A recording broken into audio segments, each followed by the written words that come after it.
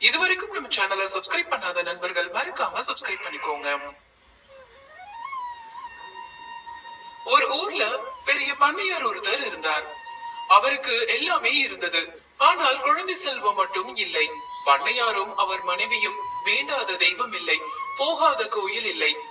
அவர்களது வேண்டுதலுக்கு மனம் இறங்கிய இறைவன் அவர்களுக்கு ஆண் குழந்தை பிறக்க அருள் செய்தார். அவர்களும் அந்த குழந்தையை நன்றாக வளர்த்தார்கள். குழந்தைக்கு 3 வயது ஆனது. அந்த ஊரில் வழக்கம் ஒன்று இருந்தது. எந்த வீட்டுக்கும் தண்ணீர் தேவை என்றால் அந்த வீட்டில் உள்ள பெண்கள் தான் குளத்திற்கு சென்று எடுத்து வர வேண்டும் என்பதுதான் அந்த வழக்கம். பண்ணையார் மனைவியும் தண்ணீர் எடுக்க வேண்டும் என்றால் அந்த குளத்துக்கு போய் வர வேண்டியது இருந்தது. ஒரு நாள் குழந்தையை தொட்டிலில் போட்டு தூங்க வைத்து விட்டு தண்ணீர் எடுப்பதற்காக குடத்தை எடுத்துக்கிட்டு குளத்துக்கு போனாள். குளம் பண்ணையார் வீட்டிலிருந்து கொஞ்சம் தூரத்துலதான் இருந்தது. அதனால வேக வேகமாக சென்று தண்ணீர் எடுத்து வர போனால் பண்ணையார் மனைவி. அவள் குளத்துல தண்ணீர் எடுத்துக்கொண்டு வீட்டுக்கு வந்து பார்த்தா அவளோட குழந்தை பாம்பு கடிச்சு நுரை தள்ளி தொட்டிலில் இறந்து கிடந்தது. அதை பார்த்த பண்ணையார் மனைவி நெஞ்சில் எடுத்துக்கொண்டு கதறி அழுதாள். அவள் இறைவனை பார்த்து, இந்த வயசிலேயே என்னோட மகனை எப்படி எமன் கொண்டு போனான்? தெய்வமே, உன்னோட அருளாலதான என் புள்ள பிறந்தான். இப்படி அற்ப ஆயுசுல பாம்பு கடிச்சு இறந்து போனானே, நான் என்ன செய்வேன் அப்படின்னு புலம்பிக்கிட்டே தலைவிரி கோலமாக கால் போன போக்கில் ஓடினாள். அந்த ஊரு எல்லையில ஒரு கிணறு இருந்தது. அங்கே வந்து அழுதாள். அப்போது அந்த அதிசய கிணறு திடீரென்று பேச ஆரம்பித்தது. அம்மா அழாதே, உன் பிள்ளையோட உயிரை யமன் கொண்டுகிட்டு போயிட்டான். நான் வறண்டு போயிருக்கேன். நீ உன்னோட கண்ணீரால என்ன நிரப்பினா யமன் போன வழியை சொல்றேன். அந்த வழியில போய் நீ யமன் கிட்ட இருந்து உன்னோட பிள்ளைய மீட்டுக்கிட்டு வரலாம் என்று சொன்னது அந்த கிணறு.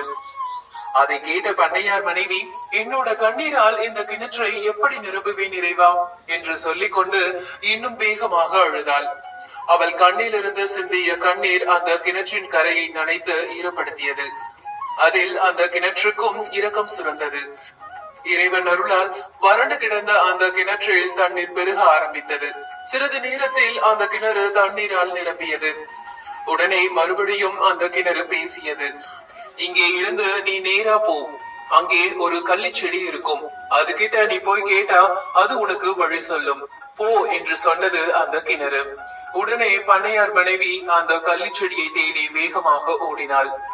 கொஞ்ச தூரம் போன உடனே அந்த கிணறு சொன்ன கள்ளிச்செடி வந்தது. கள்ளிச்செடி அருகில் வந்த பண்ணையார் மனைவி, கள்ளிச்செடியே, என் பிள்ளையோட உயிரை அந்த யமன் கொண்டுகிட்டு போயிட்டான். எனக்கு இருக்கிறது ஒரே பிள்ளைதான். என் குழந்தையோட உயிரை மீட்கணும், நீதான் எனக்கு உதவி செய்யணும் என்று அழுதுகிட்டே கேட்டாள். அவள் அழுகையை பார்த்த கள்ளிச்செடியும் அவளிடம் பேசியது. அம்மா அழாதே, நீ உன்னோட குழந்தையை எப்படி கட்டிப்பிடிச்சு முத்தம் கொடுப்பியோ அதே மாதிரி என்னை கட்டிப்பிடிச்சு முத்தம் கொடு, நான் எவன் போன வழியை சொல்கிறேன் என்று சொன்னது அந்த கள்ளிச்செடி. பண்ணையார் மனைவி எதை பத்தியும் கவலைப்படாம சட்டுன்னு கள்ளிச்செடியை கட்டிப்பிடிச்சு குழந்தைக்கு கொடுப்பது போல முத்தம் கொடுத்தாள். அவள் உடம்பு முகமெல்லாம் கள்ளிச்செடியின் முட்கள் குத்தி ரத்தம் பழிந்தது.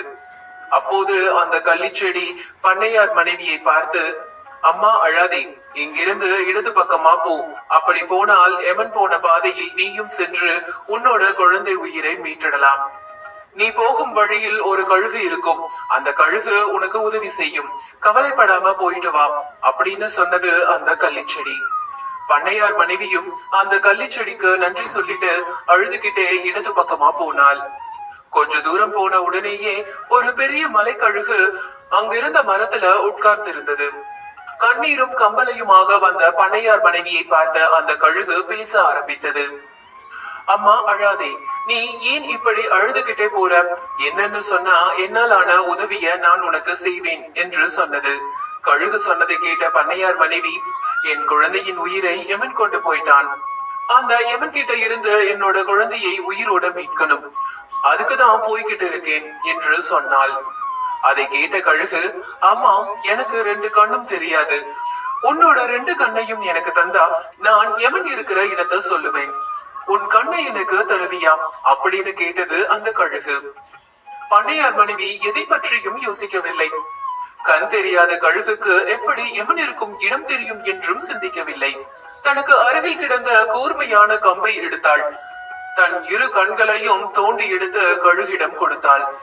கண்களை வாங்கி கொண்ட கழுகு, அம்மா, இங்கே இருந்து உனக்கு பின்னாடியே ரொம்ப பக்கத்திலேயே, அதாவது 15வது அடி தூரத்திலேயே எமன் இருக்கான். அங்கே போய் உன் குழந்தையோட உயிரை மீட்டுக்க என்று சொன்னது. பண்ணையார் மனைவி அந்த கழுகுக்கு நன்றி சொல்லிட்டு திரும்பினாள். ஆனால் அவளால் எதையும் பார்க்க முடியவில்லை. கண்கள் தோண்டப்பட்ட இடத்திலிருந்து ரத்தம் கொட்டியது. ஆனாலும் கழுகு குறிப்பிட்ட திசையில் மெதுவாக ஒவ்வொரு அடியாக எடுத்து வைத்து நடந்து போனாள். அவள் 15வது அடி எடுத்து வைத்த உடனேயே ஒரு குரல் கேட்டது. ஏமா, நீ எப்படி இங்கே வந்த? இந்த இடத்துக்கு யாரும் வர முடியாதே, நீ ஏன் வந்த காரணத்தை சொல் அப்படின்னு கேட்டது அந்த குரல். அது எமனுடைய குரல் தான். எமன் கூறியதை கேட்ட பண்ணையார் மனைவி, ஐயா, என்னுடைய ஒரே குழந்தையின் உயிரை எடுத்துக்கிட்டு வந்துட்டீங்க. என் குழந்தையை பிரிஞ்சு என்னால இருக்க முடியாது. அந்த குழந்தை தெய்வத்தோட அருளால பிறந்தது. அதை எனக்கு திருப்பி கொடுங்க என்று கேட்டு அழுதாள். அவளோட நிலைமையை பார்த்து இறக்கப்பட்ட எமன், அம்மா, கவலைப்படாதே, இதோ இங்கே ஒரு மலர் தோட்டம் இருக்கு. அந்த மலர்கள் எல்லாம் நான் பிடிச்சு கொண்டு வந்த குழந்தைகள் தான். இந்த தோட்டத்துக்கு உள்ளே போய் 10 நிமிஷத்துக்குள்ள உன்னோட குழந்தையை கண்டுபிடிச்சு கூட்டிக்கிட்டு போயிடு. அப்படி நீ கண்டுபிடிக்க முடியலனா உன்னோட குழந்தையை எந்த காலத்திலையும் பார்க்க முடியாது என்று சொன்னார் எமன். சரின்னு சொன்ன பண்ணையார் மனைவி எமன் சொன்ன திசையில் மலர் தோட்டத்துக்குள் போனாள். அந்த தோட்டத்தில் 7வது வரிசையில் 8வதாக இருந்த ஒரு மலரை போய் தொட்டாள். அவள் தொட்டவுடனே அந்த மலர் குழந்தையாக மாறி அம்மானு கத்தியது. அவளை கட்டிப்பிடித்துக் கொண்டது. அது அவளுடைய ஒரே மகன்தான். எமனுக்கு ஒரே ஆச்சரியம். கண்கள் தெரியாத அந்த பெண்மணி எப்படி தன்னுடைய குழந்தையை மிக சரியாக கண்டுபிடித்தாள் என்று ஆச்சரியப்பட்டார் எமன். அதை அவளிடமே கேட்டார். ஏமா, இந்த மலர் தோட்டத்துக்குள்ள லட்சக்கணக்கான மலர்கள் இருக்கு. இதுல எப்படி உன்னோட குழந்தையை மட்டும் சரியாக கண்டுபிடிச்சேன் என்று கேட்டார். அதற்கு அந்த பண்ணையார் மனைவி, ஐயா, என் குழந்தையோட வாசனை எனக்கு தெரியும். அந்த வாசனையே என்னை அதுகிட்ட கொண்டு போயிடுச்சு. அதனாலதான் நான் என்னோட குழந்தையை உடனே கண்டுபிடிச்சேன். தாய்க்கு தான் தெரியும் தன்னோட குழந்தையை பத்தி அப்படின்னு சொன்னாள். அவளோட தியாக உள்ளத்தை பார்த்த எமன் அவளுக்கு இழந்த பார்வையையும் எந்த விதமான காயமும் இல்லாத உடலையும் கொடுத்துட்டு மறைந்தார். பண்ணையார் மனைவி தன்னோட குழந்தையை அழைத்து கொண்டு தன்னோட வீட்டுக்கு போனாள். மகிழ்ச்சியாக வாழ்ந்தாள். தாயை விட சிறந்த கோயில் இல்லை என்று சொல்வார்கள். பெற்ற பிள்ளைக்காக எந்த எல்லை வரையிலும் போகக்கூடியவள் தாய்.